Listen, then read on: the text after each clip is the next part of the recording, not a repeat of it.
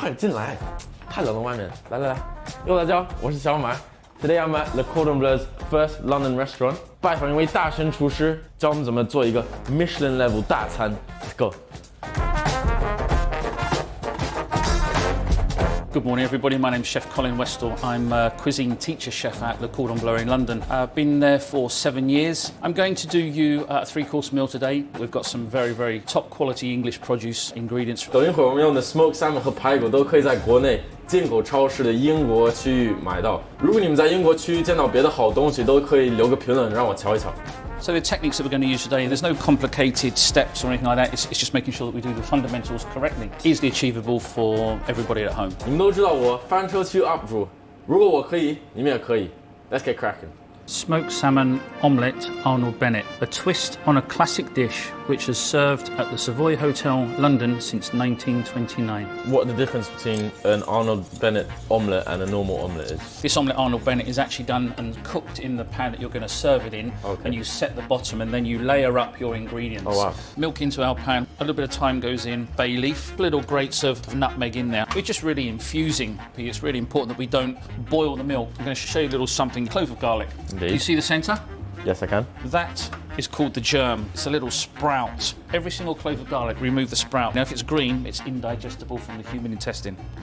And this here is also where the very strong garlic, oily flavour from that gives you that really smelly breath, so that goes in as well. I'm going to take that to the gravy, you know. So we need to thicken this. We're going to make what's called a roux. A little bit of unsalted butter, and then in with our soft flour. Low gluten, Dijon. That's right, low gluten. Spatula.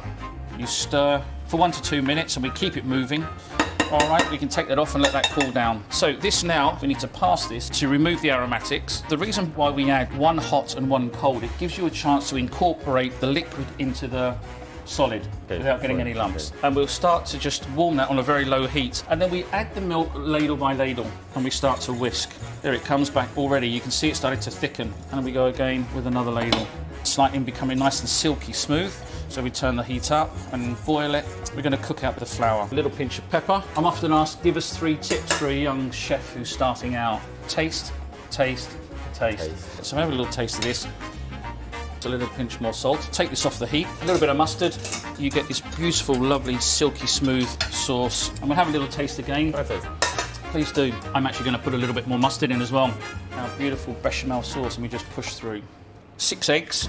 For this recipe, I'm using a whisk. If I was doing a normal omelette, then I would use a fork. You would want to avoid getting aeration in it. Turn the heat on. Just start to melt our butter. This is a little bit of butter. That's not a lot. In French cooking. In French cooking, absolutely right. And we'll cut up the salmon ready to go. Look at that. Lovely, cool, long sliced salmon. I'm just going to cut the salmon into slices. Now, this is the technique. Your thumb and your finger grip the blade so that you're in control of the blade. It's not back here. Hold, roll the knife and slice. Omelette. A medium to low heat, and what will happen is the egg will start to scramble. Keep it moving so the egg is not too liquid and runny, but all slightly wet in the centre. It's a bit of a patient one, this. We were talking about the different ingredients that you could do this with. The crab would be absolutely fantastic. We've got our little friend here. Oh my God. I say little friend, absolutely huge. But Has he got a name? It's named after one of our chefs at school, actually. Chef Anthony. Is he bald? Right. Yes, he is. And the beauty of the crab is that you have fantastic brown meat in here, which is very, very strong. You have the beautiful sweet white meat from the claws. The bones and the shells can be used to make a stock, and you can break those up, and that would be a substitute for the milk. So Sounds it's a brilliant way of using the whole of the ingredient, which is really important nowadays not to have any wastage. Yeah. So your egg is starting to coagulate quite a lot here. So this is what we want. We want to see these lumps just appearing. Well, so now mustard sauce goes on. And just a gentle, you don't want to upset that egg, and we just sort of splay that over the top there. There we go. And then some of our English mature cheddar cheese. And then our smoked salmon. Every mouthful needs to taste of absolutely everything, so you can't just dollop it on the top. You need to make sure that every piece is covered and got a little bit into it. Perfect bite. There, absolutely. And then we top with our cheese. I'm lactose intolerant, so this is going to do me dirty. So you won't be eating it. Oh, it definitely will be. We'll pop that under a hot grill, 2 to 3 minutes. So if you don't have a grill at home, you could use a blowtorch. You need it very, very low, the temperature. You can't have this blue flip, you need to turn it right the way down. So you actually melt the cheese and then get a bit of colour to it. So our chives, we would always cut the ends off. I need this. I'm terrible at it. You're terrible at these? Yeah. fingertips are underneath and you're rolling the blade alongside your knuckles. Can I have a little go at it? Yeah, let me move mine because I don't want you to mix your rubbish don't ones in with my good soil ones, do I? You know what I mean? Yeah, this is something they don't let me do at work because I'm just terrible. You're moving it too far. Less. So if you move it little by little and your slices become thinner and thinner, like Right. that. And not that. That's exactly what you're looking for. So that's our smoked salmon Arnold Bennett. And you should have that lovely little crispy golden on the top there. And then, Don't use mine. and let me take my nice chives. And you just finish that sent to the table like that, hot and bubbling with all that cheese. You have layers of the cooked egg, the smoked salmon, and then you have the creamy bechamel mustard sauce. Wow! First thing I get is like the texture of the egg, and then the smokiness, the saltiness of the smoked salmon, and then the mustardy, creamy. It's amazing. If you were to substitute that, you got that lovely sweet crab going on in there, or whatever you got going. I'm seeing Anthony in here. You're seeing Chef Anthony. Yeah. Very good. You having tea without me? There's only one chef here. Only one. That's it. Dish number 2, roast pork belly with black pudding, spiced quince and creamed cabbage. A complete dish of textures and flavours, more importantly, covers the complete range of techniques. Crackling, cut it into little strips, pop it on an oven tray, a tiny little bit of salt, and the salt will help to dry the crackling out. Right. Now a little tip is over the top with a paper, and we're going to put a weight on top to hold it down, and that will transfer the heat, cook it nice and even. So into the oven, take 20 to 25 minutes. Pork we need to get roasting. We're going to remove the rib. It's very, very simple. So all you do is put your knife between the meat and the rib and just angle your knife up, and you just cut. So a little bit of oil in the pan and turn the heat on. And the heat of the pan is so, so important. Put this into a pan which is cold, the meat will stick. So that's what we're looking for, that little haze coming off. So now we can test that. Great. So now we can put our meat in. And again, seasoning is so important that you season over the whole of the meat. It's not just bosh in the middle. So we've got to be careful on how much colour we get on this. Too much colour now at this stage, and it will burn in the oven. So that's going to go in the oven. I'm not going to really do anything more to that. You could put some garlic in there, you could put some thyme in there, you could flavour that up. A piece like that, I'm going to say somewhere in the region of about 40 minutes. White wine vinegar. So we're going to make a little pickle. Quite a lot of sugar. On these induction stoves, it's really important is that you whisk, because the sugar will go to the bottom and it will caramelise. We're using cloves, could be Szechuan peppercorns if you like it slightly hot and peppery, cinnamon, some ginger, and I like to serve it so I cut it very, very thin, and that can go in, and we'll sit and poach that. 2 secs. I'll watch this with my life. You watch that, make sure it doesn't boil over, chef. Finally being useful. Did you burn it? I hope not, chef. Good. Quince, as I say, has to be one of my all-time favourites, but if you can't get quince, and the mouli would work absolutely fantastic. Don't waste flavour. Cut our quince and remove the core, and then in and poach. Onto our cabbage. Butter goes in, and then we slice our onion and start the sweating. So we fold and we turn the onion in the butter so it coats. We're using the Savoy cabbage today, beautiful hearts. Oh wow, look at that. We'll take a few little, remove the core, and the finer you slice, the quicker it takes to cook. The quicker it takes to cook, the more nutritional value you keep in your cabbage. 记住了，大家。 I'm going to take out the pork and rest the pork. Cabbage goes in, but now we need to season. And a little pinch of pepper. Little pinch of pepper. Can you even taste that? Any normal person. Yeah, Cabbage now start to sweat down in that little bit of butter and the onions. The crackling, look at that, lovely and crispy. Oh, there you go. Cream goes in, whipping cream or a double cream you can use. And fold and coat.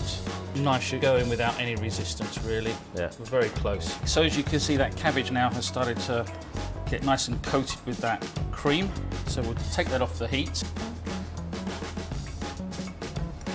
Does it need anything? Doesn't, does it? No. Glad you said that. To finish the dish, I'm going to take some black pudding. So we'll take a little slice now, straight into a pan, and we're going to cook it very, very quickly and flip over, and we've got that lovely crispy top to our black pudding. There we go.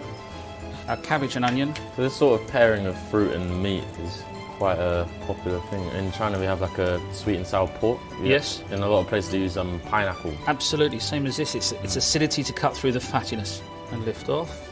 And then the pork, slice of pork on top.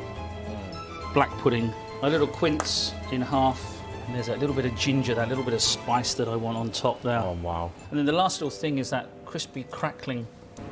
That's beautiful. There's your lunch, chef. Very impressed, chef.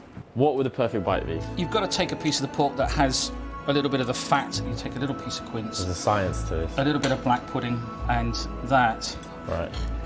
I'm going for it.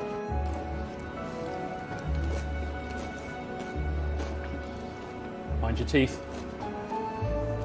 I've managed to make him be quiet for a couple of seconds. Amazing. I'm a bit speechless. The quince comes The through, doesn't herbiness, it? yeah. It hits everything. 我觉得这个部分是最中国的部分，就是这个汁儿酸甜咸。I don't like black pudding. I don't like pork. I don't like crackling, but I like this 10 out of 10. That's bloody amazing. Ready? Yeah. You'd eat pork now? Oh yeah, I'd eat this. Converted you. Dessert, poached meringue with spiced chocolate and orange custard. It's a twist on a classic dish with flavours, bitter, chocolate and orange. We're going to make something called a creme anglaise. Translates to English custard. First of all, milk onto the stove. Add a bit of sugar to this, raises the temperature and stops it from burning. We whisk. You're going to whisk the remainder of the sugar into the egg yolks. You cannot put the sugar in too early because it will start to cook them. So as soon as you put the sugar in, you need to whisk. This is actually called blanching. We whisk until they go nice and white and creamy. You see how it's starting to turn white? Yeah. There you go, perfect. Yeah. The vanilla pod, cut in half, down the length of the vanilla pod as well. So we script. Nutmeg, a little pinch of cinnamon in there as well. And I've got some orange juice and some orange zest. Add the two together with a small amount of sugar, and I'm going to reduce that down to a syrup. Milk, which has started to scald, and again, we don't want it to boil. You can see how hot it is. It's just below boiling point. We're going to add this to your mixture, and you're going to take a ladle at a time until you've got 2/3 of your hot milk into there, and you need to whisk as you add it. Right, this is scary. So it goes into there, and you need to whisk. There you go. Perfect. It avoids scrambling your egg yolks, which is why you temper. Look at that. Teamwork makes the dream work. That's it. Perfect. Now that can go back into there. Yeah. And now we need to cook this on the stove very, very gently. And you can't rush this. It's all about just control of heat and temperature and keeping an eye on it. That's one area that I feel very at a lack of knowledge. What, in pastry? Yeah. Mm-hmm. It's very down to science. There's a lot of science. Absolutely. Yeah. You'll like a little bit of sort of this and a little bit of that, yeah. and a little bit of And there it goes. Thickening up. So chocolate in off the heat. And this is a dark chocolate. Whisk that together. So here we go. Pop the ice water there to pass that, and that'll stop the cooking over our ice. So we're going to make a meringue. Okay. There's different sorts of meringues that you can make. You can make a cooked meringue called an Italian meringue. What we're going to do today is we're going to do a raw meringue, a French meringue, but we're going to poach it. Our egg whites go into our bowl. Tiny pinch of salt, because a little pinch of salt will help to strengthen the albumin in there as well. Okay. So a nice big balloon whisk, and that's going to help us get the air into this. Tilting your bowl, and I'm lifting the egg white. Ready? Ready. That's it, lovely, big round circles. So how do you know when it gets the soft peak? I'll show you do the test with a whisk, so just lift the whisk up, and you see it peaking. Yeah. There we go. 1/3 of the sugar goes in, and we whisk. Once that's incorporated, we can go again with the other third. So it started to thicken, started to come nice and shiny and glossy. That is what you're looking for. Lovely and shiny. I'm going to do what we call a little quenelle. You keep the handles in line with each other. So you lift up and you bring this in line with this handle and you push down. And then you bring this ingredient up and you bring it in line with this handle and you bring it down. Gently lower it in. Let the water fill the spoon. Gently down and pop. Wow, that was cool. Just let it float off. Do you think I'll succeed or? Yeah, of course you will. You've got a good teacher. Look at that. All right, look at that. Very slowly in. That's it. Don't break yours. Lower the spoon down. There you go, it's come off. Very That's good. Scary, that. Well done. I'm just taking a little bit of the hot water and just basting over the top to set and cook the meringue. Right. Very carefully lift them out and drain. 能不能猜出来哪个是我做的？大茉莉，告诉我。 So now that orange can go into our custard and you can stir that through the custard. There you go, chocolate and orange. So, caramel. I've got my sugar in my pan here, a little pastry brush, and a little bit of water. So from time to time, I'm going to brush down the sides of my pan. This will stop it from crystallizing. There's a dessert we have, like cook a caramel and then coat it in hawthorn, like little red crab apple sort of. Yes. And then you have it on like a skewer. I've made it a lot of times and the sugar will crystallize and you've got to restart. And you never stir. If you put a spoon in there, it lowers the temperature. So the crystallization is from the lowering of the temperature? It's also due to not having any moisture. Not having any moisture, okay. There we go. So all the sugar's dissolved. This is what we call the thread. You see how that breaks? Yeah. As it cools, it will thicken. It should be one nice thin thread. If it's too hot, these will sink and collapse. And we go. 跟拔丝红薯一样。虎皮 ，very pretty. You've got two to do. Let it run off the end of the spoon, not the side of the spoon. Okay. And slow. There you go. A little bit slower. Much better. Look at that. Oh. Because they've got to be floating. Lifting up our egg, very soft and delicate. And they should float. Wow. And off. And serve. And then, just to finish off, we take a little bit of cinnamon. Finally, a little bit of our nutmeg. So you can take a little ladle with a little bit of oil, soften our caramel. That's very cool. And we'll turn around and do the other way. Little lattice. And then you just let that set. Oh. Beautiful, that. All right. Now, there is only one way to eat this. That's it. Take a little bit of that. And you have that caramel. 好吃， Culture. 好吃 is tasty, yummy. Culture. Yeah. Almost like a marshmallow. Nice and light and fluffy. It's like marshmallow fluff, like the inside of a marshmallow. That's right. The orange custard that you made. Very good. Tasty. It's all about balance, isn't it? A lot of Chinese people tend to say that Western desserts are too sweet. And what's your take on it? Where do you sit on the... You know, food is a great topic of conversation. I think everybody can have a bit of an input into any dish. There's no right or wrong. You have an opinion. 跟 Chef Colin 学会了吗？我肯定学会了很多技巧。I'm gonna be a force to be reckoned with after this. 不要忘了点赞、关注、留个评论，给 Chef Colin 3连好评。Love you guys. Bye bye. Bye bye. And sugar, and sugar, and sugar. Sugar. 丢三落四，8九不离10。